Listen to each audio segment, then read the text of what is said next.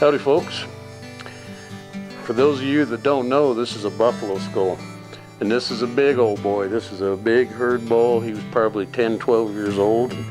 He got me down under a wire fence one day and my dog saved my life. So pull up a chair and I'll tell you the story about this old buffalo. Here's a story about a wonderful old cow dog I had. Mooner was an Australian shepherd I had for 16 years. He was mostly a companion dog, but he'd been on a couple hundred pack trips, and he'd run more than a few bears out of camp and a couple grizzlies one time. And I worked cattle with him, gathering and such, but I didn't know if he was a real true stock dog until I finally got hired onto this buffalo ranch. That ranch had 1,200 buffalo running loose on the pastures, and I think we had a feedlot operation that held 200 to 400 head of 2-year-old bulls at any given time. So you don't work buffalo much, nothing like cattle. You can't help calve unless you got a death wish.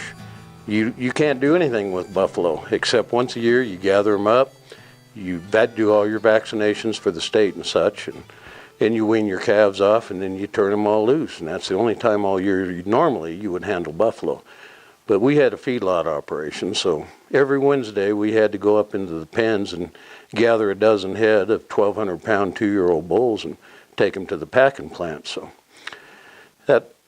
those pins were made out of highway guardrail, 3 rows, and they could tear those pins down to give you an idea how tough buffalo are. So one morning I just walked up, we called it Thunder Alley. We had a 100-yard alleyway where we'd gather buffalo out of those pens and take them down to the sorting chutes and the tub and all that stuff, and then load them into a trailer. And I was just up there checking on them one day, and here's this old cow, and somehow she tore open the gate to the pasture, and she's in what we called Thunder Alley. Now, Thunder Alley didn't have great fences. It was 8-foot high woven wire, but it was just on T-posts, and it was pretty shaky. So normally a buffalo would just run like hell when you come towards them. So me and old Mooner were walking down that alley, and that old cow started trotting to the gate, and I thought no problem, and all of a sudden she panicked. And we had a saying on the buffalo ranch that you can make a buffalo go anywhere he wants to. And she decided to go over that fence, and it was 8 foot high. And I've seen big 2,000-pound herd bulls clear a 7-foot gate, but she didn't make it over that 8 foot, and she got tangled up in the top of the wire and pulled that fence down in the alleyway. And of course she's bellering and snorting and throwing her horns, and she's all tangled up in that wire. So I'm standing there thinking, how in the hell am I going to get her cut loose and back out? And while I'm sitting there trying to think what to do, I heard this thunder and hooves coming and a low roar, and I look up, and here comes a herd bull that was in that alley too. That's this big old boy here. And there was nowhere to go.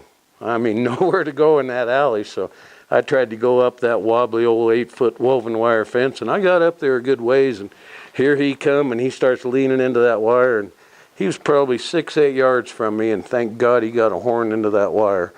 And it slowed him down, and he went to jerking. Well, he pulled that whole fence down, and I'm underneath it. So here I am in the middle of Thunder Alley. I'm underneath a woven wire fence like this, and there's a 2,800-pound pissed off buffalo about 8 feet away. And thank God he's hung up in that wire.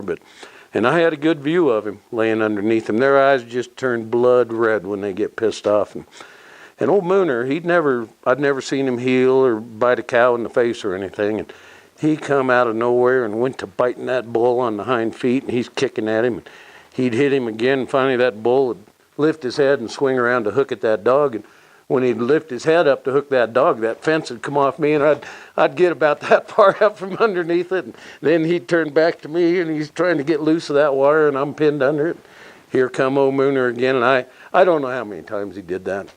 Maybe 6. It seemed like 30 minutes under there, and I'm sure it was less than a minute. But I'd had a friend killed just 2 weeks earlier by a buffalo, and he had 40 holes in him this big. So it was about as scared as I've ever been, and I've been scared a time or two. I've been hit by lightning, mauled by bears, helicopter wrecks, falling off cliffs, but this was the most terrifying thing ever. And finally he lifted his head the last time, and I got out from under that wire, and I run right over that cow. She's tangled up right across the alley, and I just ran over here and dove into an orchard and got the hell away from that buffalo. And here come old Mooner.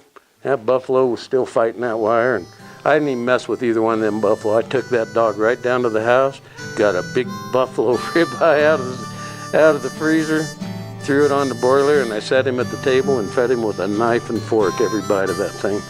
He was quite a dog. Well, I spent 9 years on that buffalo ranch. I called myself a buffalero, not a cowboy. Cowboy handles cattle. We buffaleros, we handle buffalo. I got a bunch more stories about wrecks and runaways and buffalo that would leave the ranch, so hit that subscribe button and come on back and hear some more stories about buffalo.